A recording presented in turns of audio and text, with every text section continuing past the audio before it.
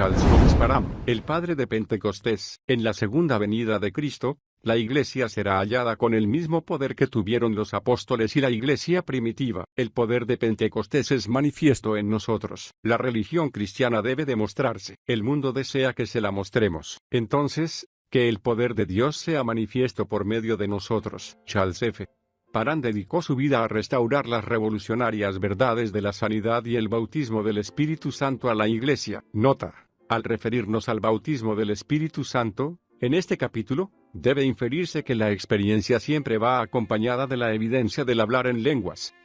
Los primeros 40 años del siglo XX contaron con la poderosa visita del mensaje pentecostal de este hombre, que cambió las vidas de miles de personas en todo el mundo. Los milagros que se produjeron en el ministerio de Charles Parham son demasiado numerosos para registrarlos. Miles de personas hallaron salvación, sanidad, liberación, y el bautismo del Espíritu Santo. Cuando, en 1901, él proclamó al mundo que el hablar en lenguas es la evidencia del bautismo del Espíritu Santo, las verdades pentecostales de la Iglesia primitiva fueron maravillosamente restauradas, pero el evangelista pagó un precio por ello. Los ataques incesantes de persecución y calumnias que Parham soportó durante toda su vida hubieran destruido a otro que tuviera menos carácter, pero solo sirvieron para fortalecer la ya sólida determinación y la resuelta fe de Parham. Predica hasta que las vacas vuelvan a casa. Charles F.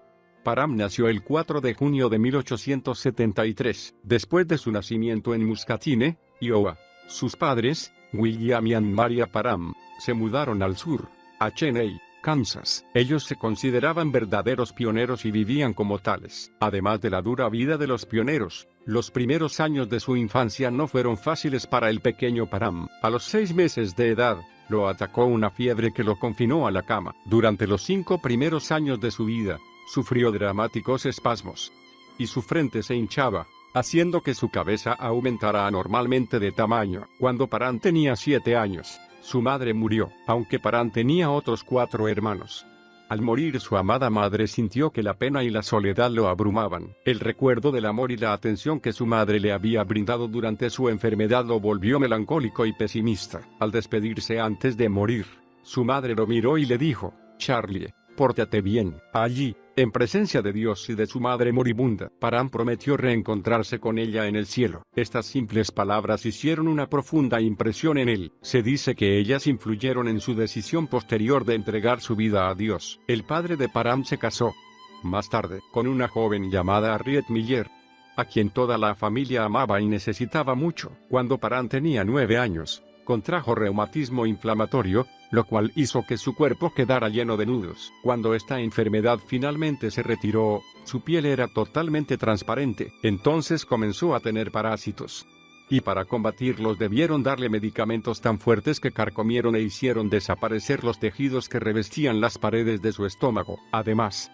estos medicamentos atrofiaron su crecimiento durante 3 años. Además, a los 9 años de edad, Parham fue llamado al ministerio, dado que él y sus hermanos habían sido llevados a la escuela dominical desde sus primeros años de vida. Parham disfrutaba de una temprana conciencia de la presencia de Dios. Aún antes de convertirse, su pensamiento constante era: «Ay de mí, si no predicara el Evangelio». Él, por lo tanto, comenzó a prepararse para el llamado de Dios por medio de la literatura. Aunque Kansas aún no estaba modernizada, y no había muchas bibliotecas en las cercanías, Parham logró sumar algunos libros de historia a su Biblia, y encontró otras formas de prepararse para el ministerio haciendo sus tareas y ayudando a sus hermanos. Mientras trabajaba con el ganado de la familia, Parham solía predicar sonoros sermones a las vacas, sobre diversos temas, desde el cielo hasta el infierno. Un rayo que traspasó mi ser. Parham jamás lamentó haber tenido que estudiar tanto por su propia cuenta. En realidad, esto fue una ventaja para él. Había tan pocas iglesias y pastores en el campo que,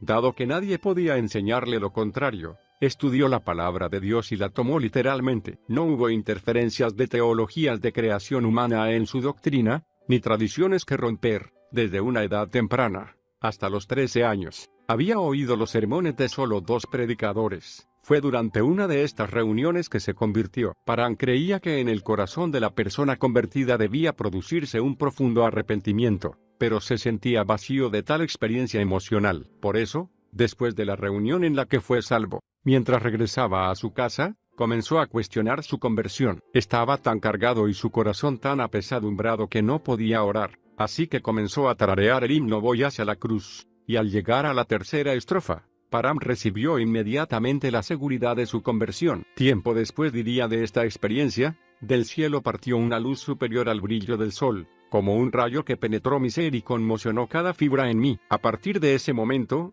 nunca se apartó del ancla de su salvación. ¿Vas a predicar? Después de su dramática conversión, Parham sirvió como obrero y maestro en la escuela dominical. Tuvo su primera reunión pública a la edad de 15 años, con notables resultados. Predicó durante un tiempo, y luego entró al Southwest College de Kansas, a los 16. Al comenzar la universidad, Parham tenía toda la intención de entrar al ministerio, pero notaba la falta de respeto y el disgusto con que el mundo secular trataba a los ministros en general, y escuchó historias sobre la pobreza que acompañaba al ministerio. Desanimado por estas historias, se volvió con gran interés hacia otras profesiones. Pronto, negó su llamado y comenzó a apartarse del Señor. Recordando sus traumáticas enfermedades infantiles, supuso que la medicina sería una buena carrera, y comenzó a estudiar para ser médico. Pero constantemente lo atormentaba el recuerdo de su promesa de hacerse misionero, y pronto contrajo fiebre reumática. Después de sufrir durante meses el ardor de esta fiebre, cuando estaba en cama,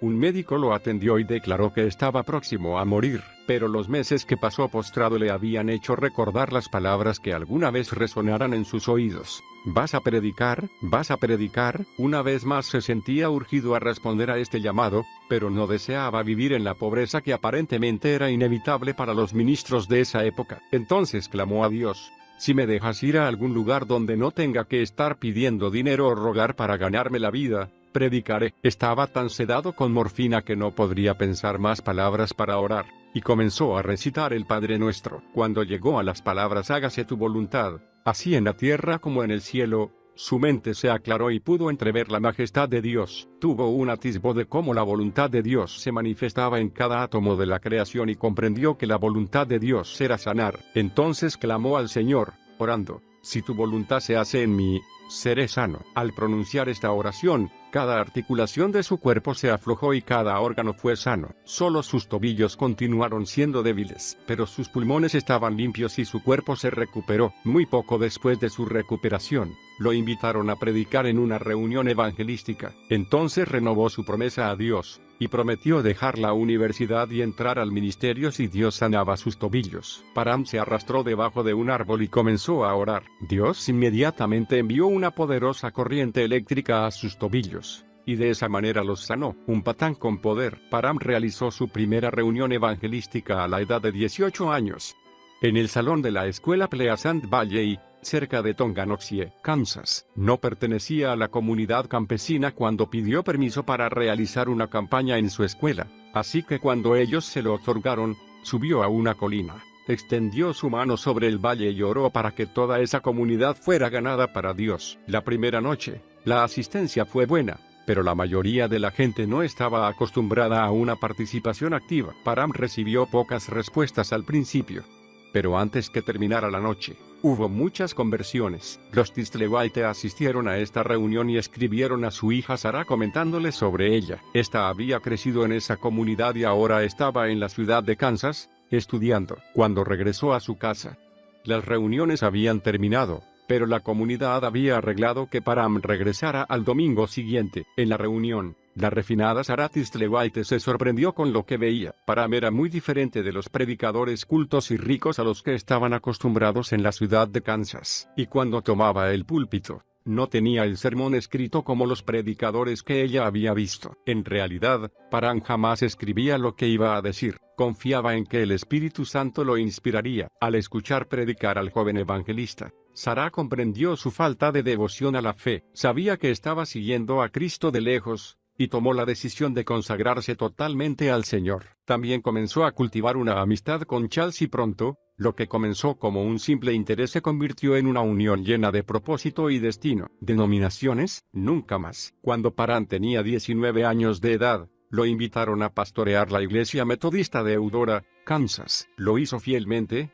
al tiempo que pastoreaba en Linwood los domingos por la tarde. Sarah y su familia asistían regularmente a los cultos. La congregación comenzó a crecer cada vez más y tuvieron que construir un nuevo edificio para acomodar a toda la gente. Los líderes de la denominación veían en Parham a un joven con gran futuro, y le hubieran dado cualquier pastorado o asignación si él se hubiera sometido a su autoridad. Pero las cosas no andaban del todo bien entre Parham y la denominación metodista. Charles había prometido seguir la guía del Espíritu Santo, a pesar de lo que los hombres le pidieran hacer. Al aconsejar a los recién convertidos, los exhortaba a buscar cualquier iglesia donde congregarse, aunque no fuera metodista. Él les explicaba que para entrar al cielo no era necesario pertenecer a una denominación determinada, y que las denominaciones pasaban más tiempo predicando sobre su iglesia en particular que sobre Jesucristo y su pacto. Esto le causó muchos conflictos dentro de su denominación. Hablando sobre estos conflictos, escribió: al alcanzar los confines del pastorado,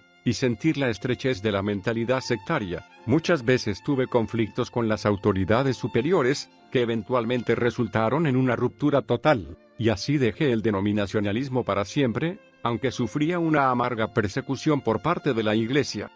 La estrechez de muchos que se llaman hijos de Dios. Los padres de Parham se sintieron realmente decepcionados por su hijo, ya que apoyaban totalmente a la iglesia. Por eso, al renunciar, Charles buscó apoyo en el hogar de unos amigos, que lo aceptaron como a su propio hijo. Comenzó a orar pidiendo dirección del Señor. Muchas falsas acusaciones habían sido levantadas contra él, y le preocupaba que la persecución que se avecinaba arruinara definitivamente su obra. Entonces, un día, mientras se encontraba sumido en la oración, escuchó estas palabras: yo me despojé a mí mismo. Inmediatamente se sintió fortalecido y animado. Mientras el Espíritu Santo continuaba dándole palabra, marcó su rumbo. Entraría al campo evangelístico, sin asociarse con denominación alguna. Realizaría sus reuniones en escuelas, salones, iglesias, tabernáculos, en todo lugar que pudiera, y creería que el Espíritu Santo se manifestaría con gran poder. Mientras llevaba a cabo una campaña en el oeste de Kansas,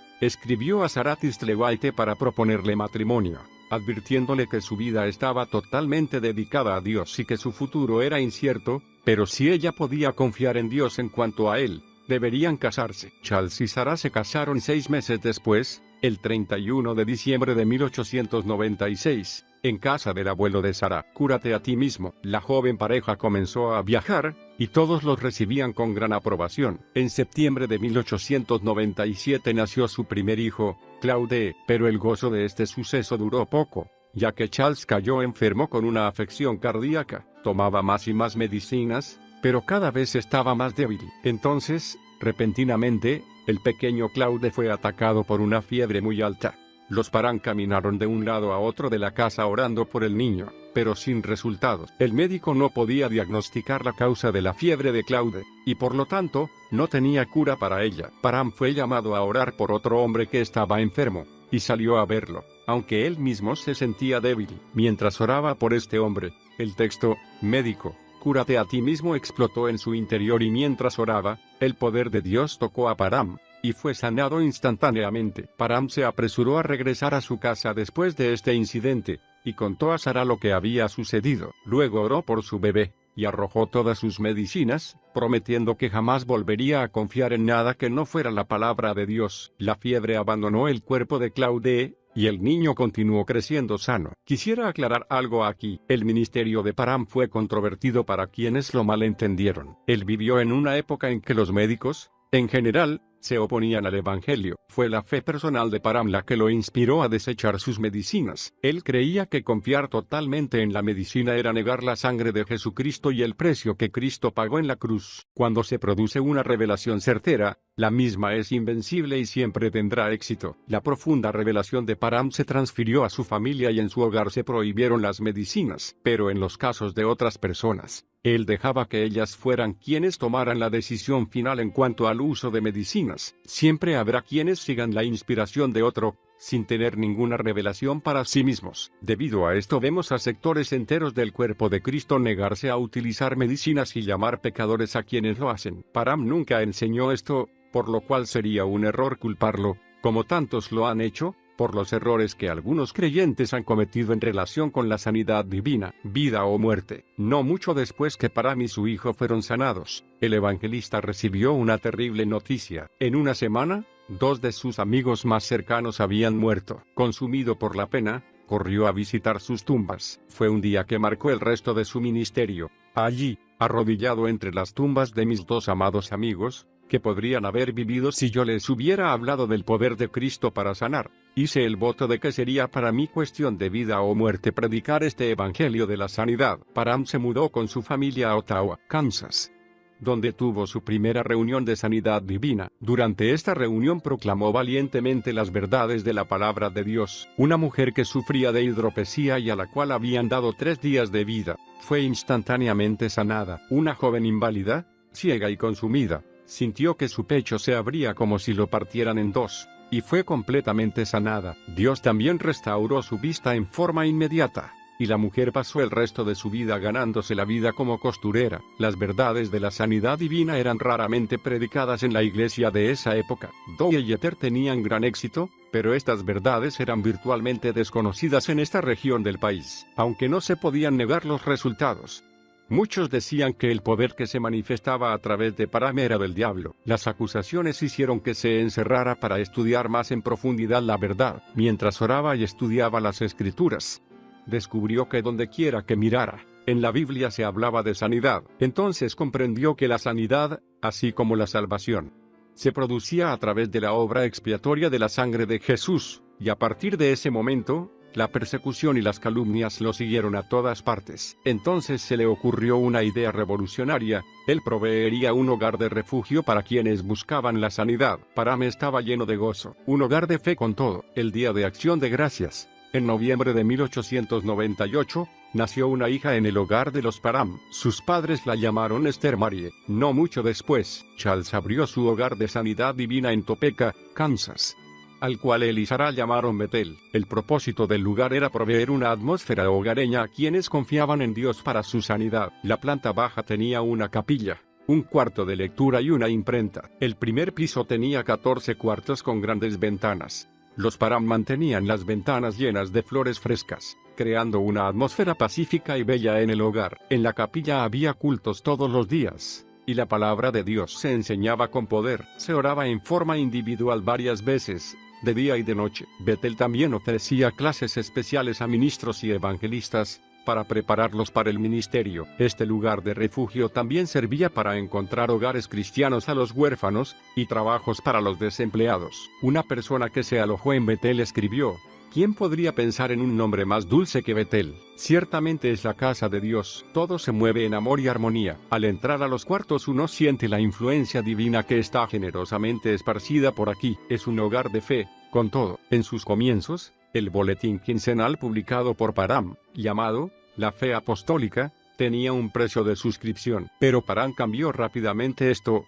pidiendo a sus lectores que leyeran Isaías 55:1 y luego ofrendaran según como sintieran del Señor. El boletín publicaba maravillosos testimonios de sanidades y muchos de los sermones con los que se enseñaba en Betel. Param siempre creyó que Dios proveería para el sostén económico de Betel. Cierta vez, después de un día de duro ministerio, comprendió que debía pagar la renta al día siguiente y no tenía el dinero necesario. Cansado, miró al cielo y dijo al Señor que él tenía que descansar, y que sabía que Dios no le fallaría. A la mañana siguiente, un hombre apareció en Betel, diciendo: repentinamente desperté pensando en usted y en su obra, y no pude dormir hasta que prometí traerle esto. Era la suma exacta de lo que debían pagar de renta. Otra vez, Param solo tenía parte del dinero necesario para pagar una boleta que había vencido. Así que fue hacia el banco para pagar lo que tenía, y mientras iba hacia allí, pasó un conocido que le prestó algo de dinero. Cuando Param llegó al banco,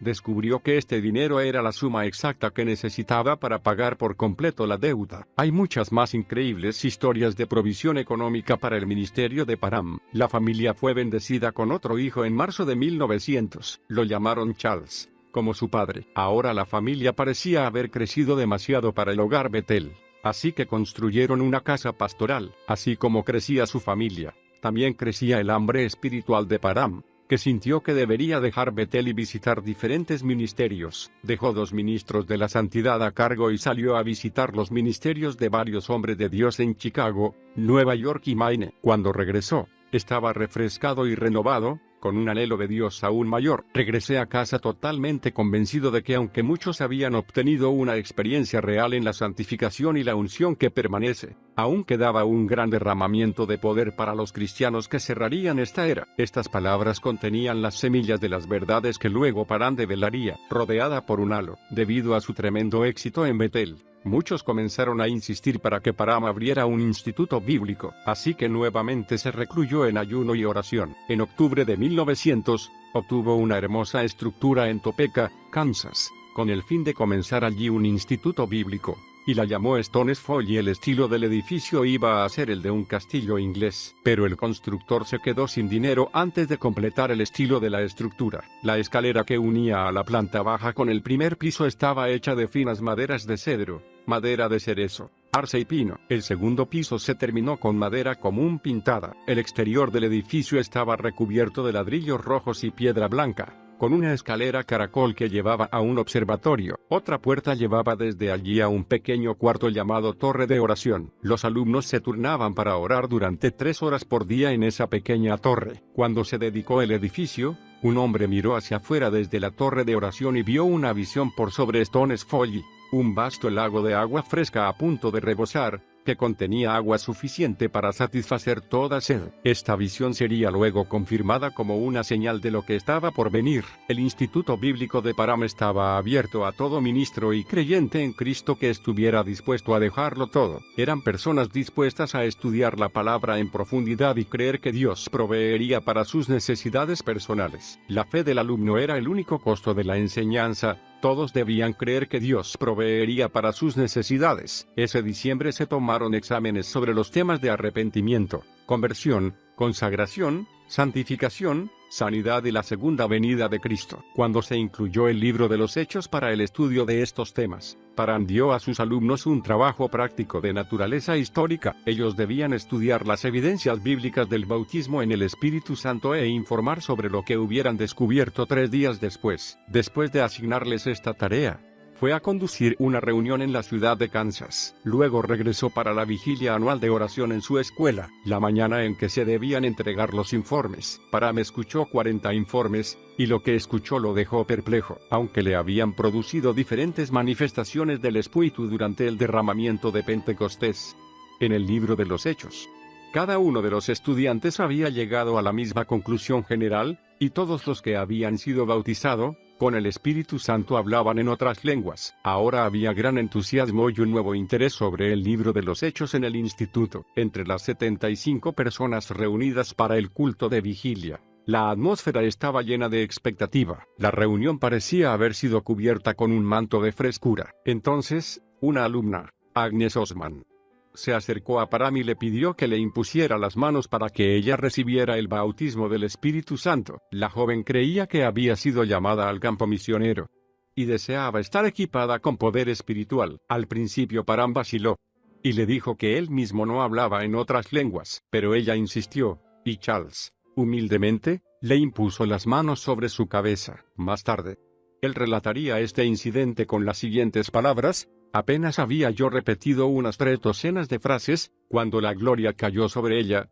un halo pareció rodear su cabeza y su rostro, y comenzó a hablar en idioma chino, y no pudo volver a hablar inglés hasta 3 días después. Osman testificó más tarde que ya había recibido algunas de estas mismas palabras mientras estaba en la torre de oración, pero cuando Parham le impuso las manos, el sobrenatural poder de Dios la inundó por completo. Lenguas de fuego. Después de ser testigos de este increíble derramamiento del Espíritu Santo, los estudiantes corrieron sus camas en el dormitorio del piso superior y lo convirtieron en un cuarto de oración. Durante 2 noches y 3 días, todos esperaron en el Señor. En enero de 1901, Parham predicó en una iglesia en Topeka, relatando las maravillosas experiencias que estaban produciéndose en el instituto, y les dijo que creía que pronto él también hablaría en otras lenguas. Esa noche, al regresar a su casa después de la reunión, se encontró con uno de los estudiantes, que lo llevó al cuarto de oración. Una gran sorpresa se apoderó de él al ver allí a 12 ministros de diferentes denominaciones. Estaban sentados, arrodillados o de pie, con las manos levantadas, y todos hablaban en otras lenguas. Algunos temblaban bajo el poder de Dios. Una anciana se acercó para relatarle que, momentos antes que él entrara al cuarto, lenguas de fuego se habían posado sobre sus cabezas. Abrumado por lo que había visto, Parán cayó de rodillas detrás de una mesa, alabando a Dios. Entonces le pidió que le diera a él esa misma bendición, y al hacerlo, escuchó claramente el llamado de Dios a que se plantara firmemente en el mundo para revelar la verdad de este tremendo derramamiento donde quiera que fuera. Este visionario ministro también pudo ver las terribles persecuciones que conllevaría su llamado, pero calculó el costo y decidió obedecer, así como había obedecido al proclamar la sanidad divina. Fue entonces que Charles Parham mismo fue lleno del Espíritu Santo, y habló en otras lenguas. En ese mismo instante sentí que algo se torcía en mi garganta, y la gloria cayó sobre mí, y comencé a adorar a Dios en la lengua sueca, que luego se transformó en otros idiomas y continuó. Pronto, la noticia de lo que Dios estaba haciendo en el instituto hizo que éste se viera acosado por reporteros, profesores de idiomas e intérpretes del gobierno, que asistían a los cultos para luego hablar al mundo entero de este fenómeno increíble. Habían llegado al consenso de que los estudiantes del instituto estaban hablando en los idiomas del mundo, y los periódicos gritaban en sus titulares, y Pentecostés, Pentecostés. Los vendedores de periódicos anunciaban, y lea todo sobre el Pentecostés. El 121 de enero de 1901, Parham predicó el primer sermón dedicado únicamente a la experiencia del bautismo del Espíritu Santo con la evidencia de hablar en otras lenguas. Una entrada hacia lo sobrenatural. Algunos dicen que ha pasado el tiempo de las lenguas. Pero, amigo mío, cuando pase el tiempo de los milagros, cuando pase el tiempo de las señales y maravillas, cuando pase el tiempo de las manifestaciones del Espíritu Santo, entonces, pasará el tiempo de las lenguas, mas no necesitaremos otras lenguas. Pero mientras estemos en la tierra, estas cosas permanecerán. El libro de los Hechos continúa siendo vivido en la vida de la iglesia actual. Lo único que ha pasado es el tiempo de los sacrificios de corderos, porque Jesús cumplió con el sistema del derramamiento de sangre y quitó el velo que separaba al hombre de Dios. Orar en otras lenguas será el nacimiento de la voluntad de Dios en tu espíritu. Ya no dependerás de tu intelecto ni de la dirección de los demás. Sabrás por ti mismo cuál es la voluntad del Padre para tu vida. Algunas veces, nuestra vida de oración se ve limitada por nuestro idioma, y no siempre sabemos cómo orar por una situación. La palabra nos dice que orar en el Espíritu, o en lenguas, nos permite orar la voluntad perfecta de Dios en toda situación. Porque orar en lenguas nos lleva al ámbito del Espíritu. Puedes ir al cielo sin haber sido bautizado en el Espíritu Santo, pero no es lo mejor que Dios desea para ti. Hay varias diferentes operaciones de las lenguas que se mencionan en la Biblia. Primero, las lenguas pueden manifestarse en un idioma sobrenatural que personas de otras nacionalidades pueden comprender. Ver Hechos 2, 8 al 11. Segundo, el don de lenguas puede ser ejercido por una persona en una reunión pública y seguido de la interpretación de ese idioma, lo cual edifica a quienes están allí reunidos. Ver 1 de Corintios 14, 27 y 28. Y está el idioma de lenguas de oración, que edifica y fortalece la fe. Finalmente, orar en el Espíritu da osadía, fortaleza, dirección y guía a la vida de un creyente. Orar en lenguas es también una de las formas más poderosas de intercesión. Ver 1 de Corintios 14, 4, Judas 20, Romanos 8, 26 y 27, Efesios 6, 18. Si no has experimentado el bautismo en el Espíritu Santo con la evidencia de hablar en otras lenguas, pide fervientemente a Dios que te lo dé. Hablar en otras lenguas no es solo para algunos, es para todos. Como la salvación. Cuando decidas entrar en esta medida de la plenitud de Dios, tu vida nunca volverá a ser la misma. Un padre espiritual. En esta etapa de la vida de Parham, había una gloria refinada y paz en su hogar tal como nunca la hubo antes. Parham iba por toda la región, predicando las verdades del bautismo en el Espíritu con maravillosas demostraciones. Cierta vez, en un culto, comenzó a hablar en otras lenguas, y cuando terminó, un hombre de la congregación se puso de pie y dijo: «Soy sanado de mi incredulidad. He oído en mi propia lengua el Salmo 23 que aprendí sentado en las rodillas de mi madre». Este fue solo uno de los incontables testimonios del don de otras lenguas en el ministerio de Parham. Pronto, cientos y cientos de personas comenzaron a recibir esta manifestación, pero junto con este poderoso derramamiento se produjo una calumniosa persecución por parte de quienes lo despreciaban. Entonces la tragedia golpeó el hogar de Parham nuevamente. Su hijo más pequeño, Charles murió el 16 de marzo de 1901. La familia se sintió agobiada por la pena. Su dolor se profundizó aún más cuando quienes los atacaban los acusaron de contribuir a la muerte de su hijo, y muchos que amaban a la familia, pero no creían en la sanidad divina, hicieron crecer su tristeza al aconsejarles que olvidaran sus creencias en esa área. Pero en toda esta prueba, los Parham mostraron una tremenda fortaleza de carácter al decidir que mantendrían sus corazones sensibles al Señor y ganarían esta prueba de fe. Por lo tanto, Parham continuó predicando con mayor fervor aún el milagroso Evangelio de Cristo por todo el mundo. En el otoño de 1901, el Instituto Bíblico en Topeka fue vendido sin que Parham lo supiera, para ser dedicado a usos seculares. Parham advirtió a los compradores que si lo destinaban a un uso secular, el edificio sería destruido. Ellos ignoraron su advertencia profética, pero a fines de diciembre Parham recibió la noticia de que el edificio había sido totalmente destruido por un incendio. Después que se vendió Stones Folly,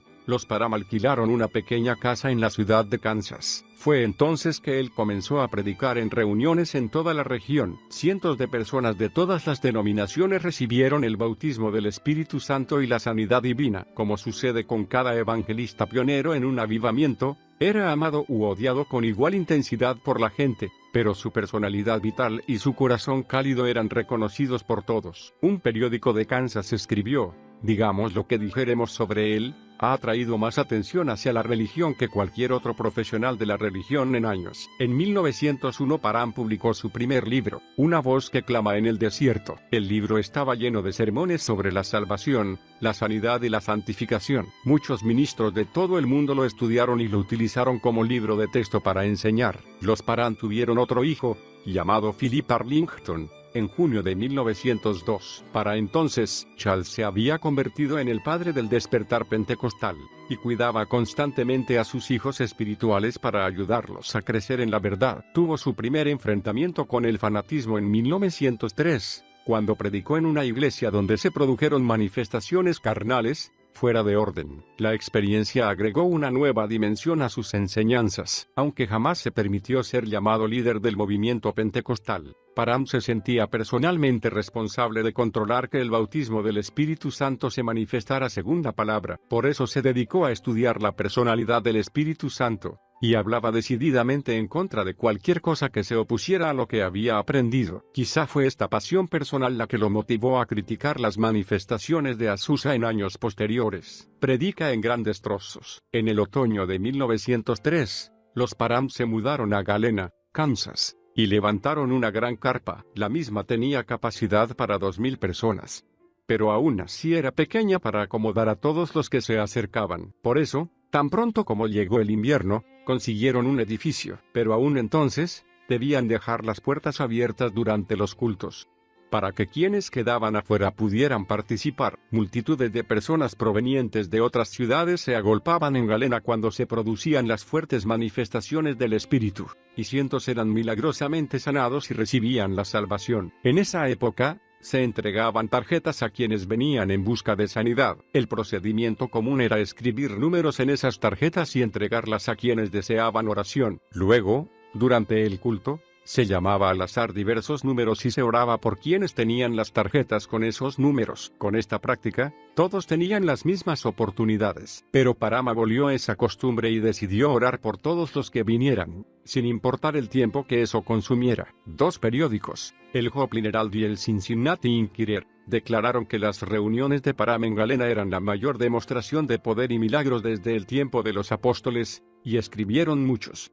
Vinieron a burlarse, pero se quedaron para orar. El 16 de marzo de 1904 nació Wilfred Charles en el hogar de los Parham. Un mes después, se mudaron a Baxter Springs, Kansas, y Charles continuó realizando tremendas reuniones en todo el estado. Parham siempre advertía a la gente que no lo llamara sanador, recordándoles que él no tenía más poder para sanar que para salvar. Un observador dijo: el hermano Parham predicó la santa palabra de Dios en forma directa, como si fuera en trozos grandes, puros y suficientemente duros como para hacer caer las escamas de nuestros ojos. Las reuniones eran siempre muy interesantes. Era sabido que él sentía un gran amor por la Tierra Santa, y siempre implementaba sus creencias en sus enseñanzas. Así que además de los muchos milagros, generalmente exponía una gran variedad de vestimentas de la Tierra Santa que había coleccionado. Los periódicos siempre destacaban este aspecto de su ministerio en forma favorable. Equipo de la Cruzada de Houston,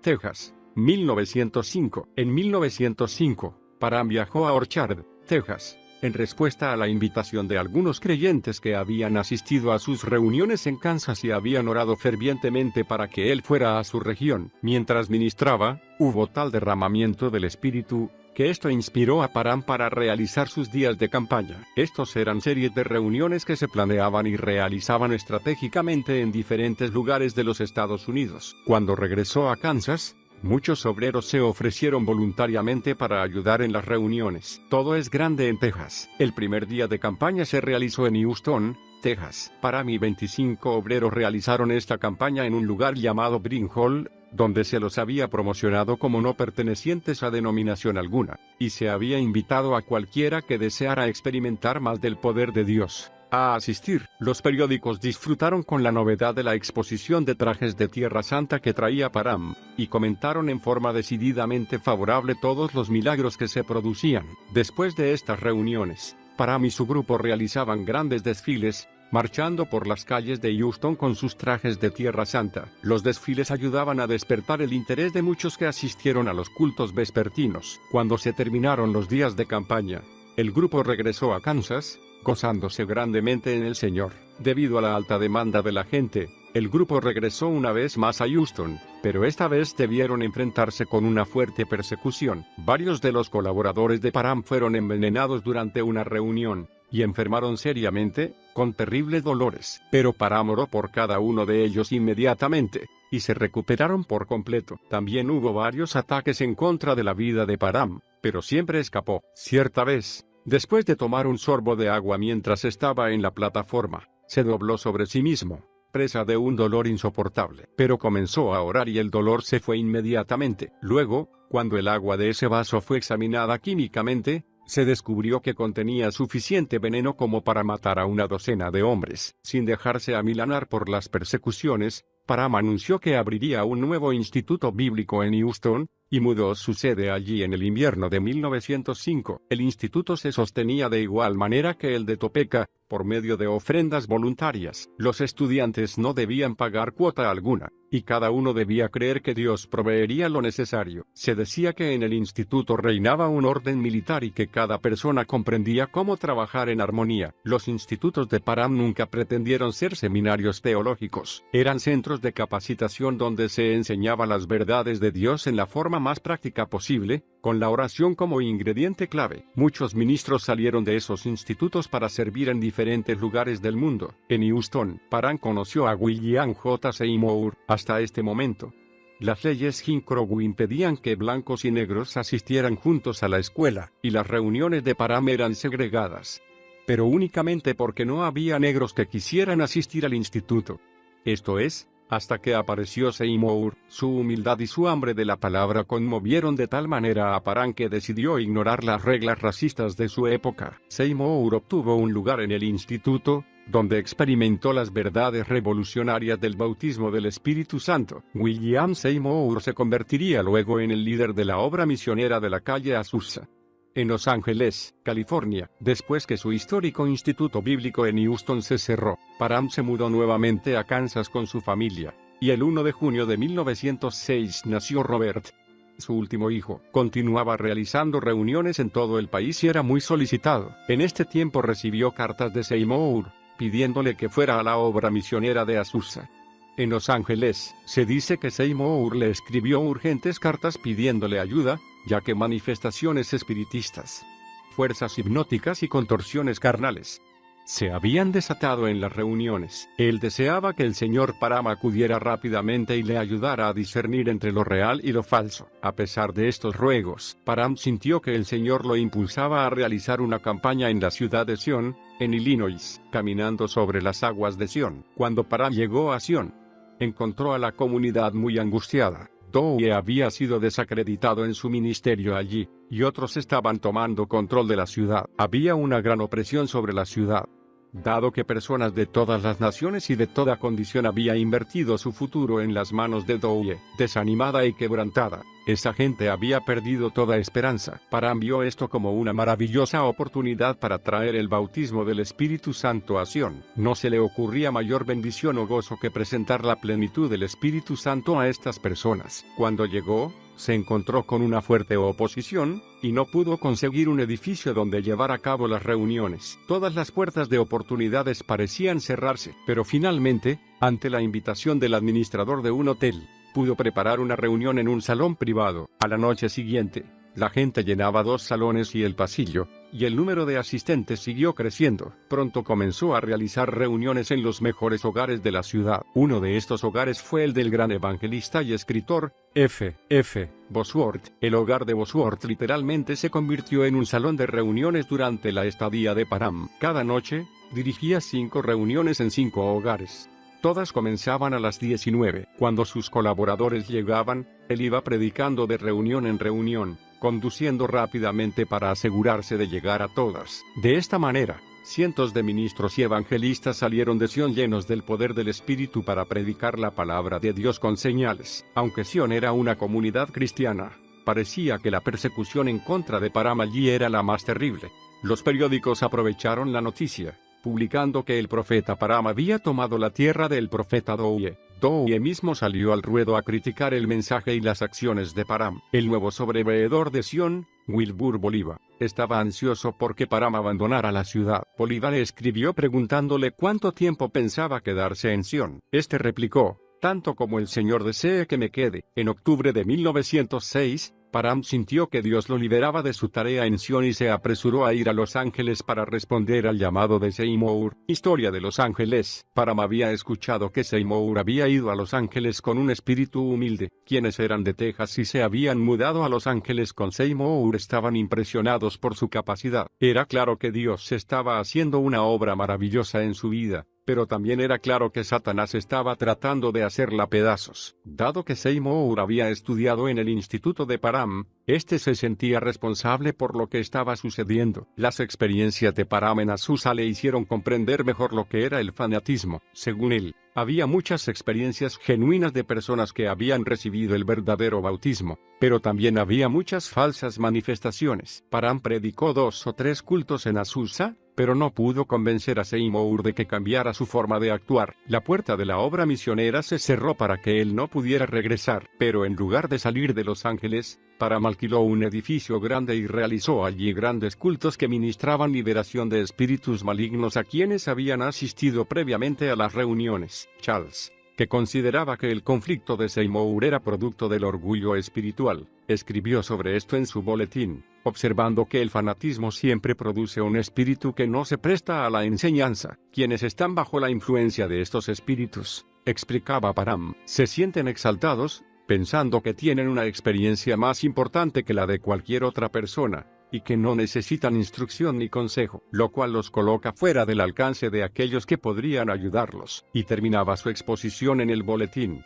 diciendo: aunque muchas formas de fanatismo se han infiltrado, creo que todo verdadero hijo de Dios saldrá de esta niebla y estas sombras más fuerte y mejor equipado contra todos los extremos que pueden presentarse en cualquier momento en reuniones de esta clase. Las burlas. Parham regresó a Sion, proveniente de Los Ángeles, en diciembre de 1906, y al no poder conseguir un edificio, levantó una gran carpa en un terreno vacío. Las reuniones contaban con una asistencia de aproximadamente 2,000 personas. En la víspera de Año Nuevo, predicó durante 2 horas sobre el bautismo del Espíritu Santo, y produjo tal entusiasmo que varios hombres se acercaron a él con la idea de formar un movimiento y una gran iglesia. Parham se opuso a la idea, y les dijo que él no estaba allí para obtener ninguna ganancia personal, sino para traer la paz de Dios que reemplazara la opresión que había sobre la ciudad. Parham creía que los Estados Unidos ya tenían suficientes iglesias, y dijo que lo que Sion necesitaba era más espiritualidad en las iglesias que ya tenía. Sentía que si su mensaje tenía valor, la gente lo apoyaría sin necesidad de una organización. Lo preocupaba que los grupos que giraban alrededor de la verdad del bautismo del Espíritu Santo desarrollaran finalmente un objetivo secular y mundano. Después de confrontar estos temas, Param renunció oficialmente al puesto de proyector del movimiento de fe apostólica. Muchas controversias sobre el liderazgo se habían producido ya en otros estados que adoptaran el movimiento. En su boletín, Param escribió: ahora que ellos, los seguidores de la fe apostólica, son generalmente aceptados, yo simplemente ocupo mi lugar entre mis hermanos para impulsar este evangelio del reino como testigo a todas las naciones. La posición que Param sostenía le hizo ganar muchos nuevos enemigos en Sion, y cuando terminó su serie de reuniones, se dirigió solo a Canadá y Nueva Inglaterra para predicar. Su familia se quedó en Sion y fue tremendamente atacada. Cada día los hijos de Param eran perseguidos en la escuela. Muchas veces los niños regresaban a casa de la escuela con lágrimas en los ojos. La familia creía que eran perseguidos principalmente porque se negaban a organizar un movimiento. Más tarde,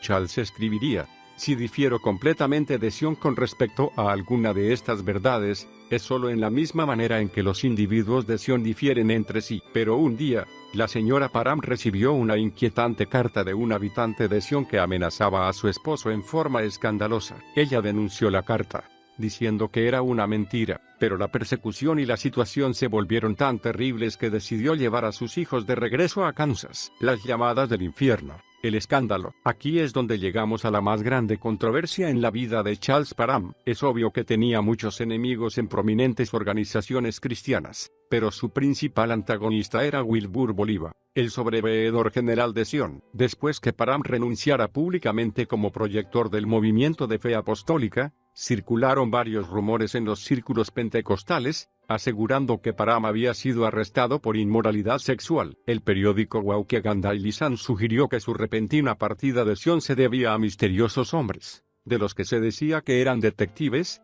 que estaban dispuestos a arrestarlo por algún cargo igualmente sospechoso. Luego el periódico admitió que esta información se había basado en un rumor y que el departamento de policía de Sion no sabía absolutamente nada sobre el incidente, pero el daño ya estaba hecho. En el verano de 1907, Param estaba predicando en una ex obra misionera de Sion ubicada en San Antonio, cuando una historia que había aparecido en San Antonio Light se convirtió en noticia a nivel nacional. El titular decía: evangelista arrestado. C. F. Param, principal evangelista en reuniones realizadas aquí, es llevado bajo custodia. El artículo decía que Param había sido acusado de sodomía, que era un delito según la ley de Texas, y que había sido arrestado con su supuesto compañero, J. Jordan, quien supuestamente había sido liberado, al igual que él, después de pagar $1000. Param, enfurecido, se defendió inmediatamente. Contrató un abogado, C. A.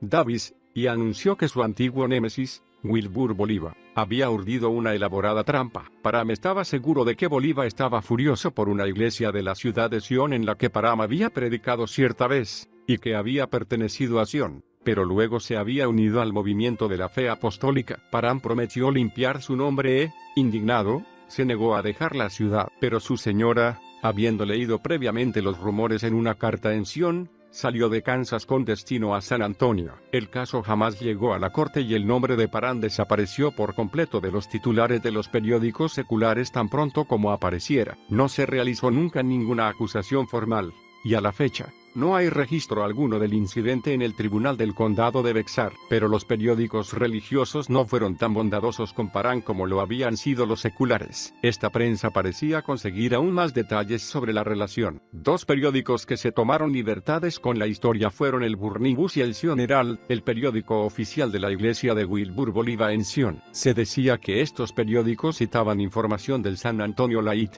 junto con un relato de un testigo ocular de las supuestas acciones impropias de Param, incluyendo una confesión escrita, pero cuando se investigó en profundidad, se descubrió que los artículos citados en el Herald y el Bus nunca habían aparecido en el periódico de San Antonio. También se supo que el escándalo había sido publicado solamente en ciertas áreas, y que las fuentes podían ser rastreadas hasta el Sion Herald. Si el rumor recorrió todo el país, fue porque viajó a través de la viña del Señor. Sin duda, parece que Boliva estaba aprovechando al máximo el escándalo, y no dejaba piedras sin remover, aunque nadie pudo señalar directamente a Boliva como instigador de las acusaciones. Se sabía que ya en otras ocasiones él había esparcido rumores de inmoralidad en contra de sus principales rivales. Además de Param, Bolívar había lanzado varios ataques verbales sobre sus asociados en Sion, llamándolos adúlteros e inmorales. Los colaboradores de Parham intentaron iniciar acciones legales con las autoridades de los Estados Unidos por difamación ilegal,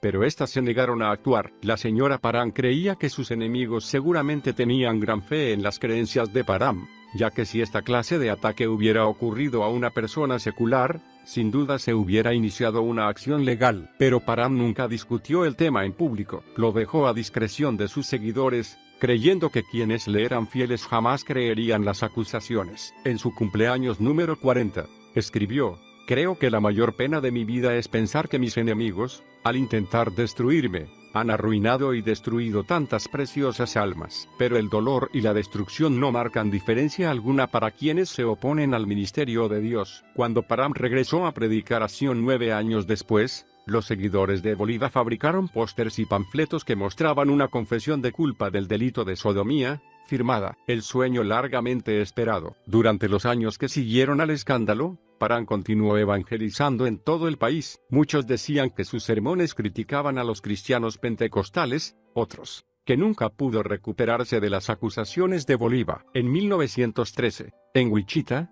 una multitud armada de palos y tridentes quiso atacarlo, pero un amigo lo rescató, enviándolo por una ruta secreta, y la reunión continuó como había sido planeada. Cientos de personas se arrepintieron y muchos fueron sanados en Wichita, según se dice. Aunque había sido herido por aquellos que él pensaba que eran sus amigos, Parham jamás dejó de ir a las ciudades donde Dios lo llevaba. Hasta regresó a Los Ángeles, y realizó una reunión tremenda en que miles de personas fueron salvas, bautizadas en el Espíritu Santo, sanadas y liberadas. En el invierno de 1924, tuvo reuniones en Oregón y Washington. Fue en una de ellas que Gordon Lindsay recibió la salvación. Lindsay luego llevó a cabo una magnífica obra para Dios, estableciendo el Instituto Bíblico Internacional llamado Cristo para las Naciones, en Dallas, Texas. Finalmente, en 1927, el sueño de toda su vida se convirtió en realidad para Charles F.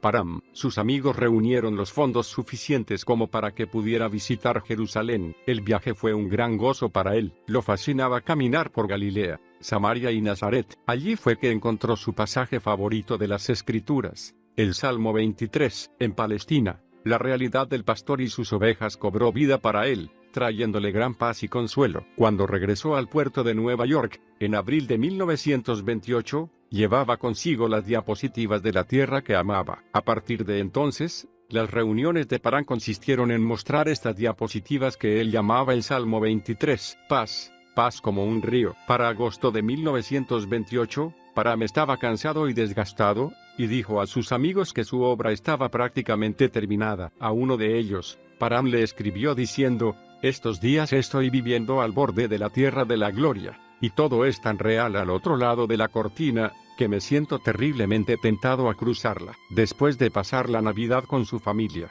debería predicar y mostrar sus diapositivas de la Tierra Santa en Temple, Texas. Su familia estaba preocupada por este viaje, ya que su salud estaba algo deteriorada, pero él estaba decidido a ir. Varios días después, la familia recibió la noticia de que se había desplomado durante una reunión, mientras mostraba sus diapositivas de Tierra Santa. Se dice que mientras estaba en el suelo, recobró la conciencia y que solo decía que deseaba continuar con la proyección. La familia se dirigió a Temple para ver cómo estaba. Cuando llegaron, tomaron la decisión de cancelar las reuniones y regresar con Charles a Kansas en tren. Parham, debilitado por un problema cardíaco a tal punto que apenas podía hablar, esperó a que su hijo Wilfred regresara de ministrar en California. Mientras lo esperaba, se negó a tomar medicamento alguno, diciendo que de hacerlo iría en contra de sus creencias. Solo pidió a los demás que oraran. Su hijo más joven, Robert, abandonó su trabajo en una tienda para orar y ayunar en la casa donde su padre estaba. Después de varios días, se acercó al lecho de Parham para decirle que él también había entregado su vida al llamado al ministerio, profundamente gozoso al saber que 2 de sus hijos continuarían la obra del Evangelio. Charles recobró suficientes fuerzas como para decir: "Cuando me encuentre con mi maestro cara a cara, no podré vanagloriarme de ninguna buena obra que haya hecho, pero podré decir que he sido fiel al mensaje que él me dio, y viví una vida pura y limpia". Sara dijo que nunca olvidaría el rostro de su amado. Al saber, con un gozo y una mirada de pacífica satisfacción, que su oración de tantos años había sido respondida. Algunos oyeron a Charles Fax Parham decir en su último día en la tierra, paz, paz, como un río. En eso he estado pensando todo el día. Durante la noche, cantó parte del himno Hay poder en la sangre, y pidió a su familia que terminara de cantarlo para él. Cuando terminaron, les pidió, cántenlo otra vez. Al día siguiente, el 29 de enero de 1929, a los 66 años de edad, Charles F. Parham partió para estar con el Señor. A su funeral asistieron más de 2.500 personas, que visitaron su tumba cubierta de nieve fresca. Un coro de 50 personas ocupó la plataforma, junto con varios ministros de diversas partes de la nación. De todo el país llegaron ofrendas que permitieron que la familia comprara un púlpito de granito para la lápida de su tumba. En esta se inscribió lo siguiente, Juan 15:13, el último pasaje de la Biblia que Parham leyó en su última reunión en esta tierra. Nadie tiene mayor amor que este, que uno ponga su vida por sus amigos, los verdaderos fieles. Antes que Charles Parham muriera, su ministerio contribuyó a más de 2 millones de conversiones.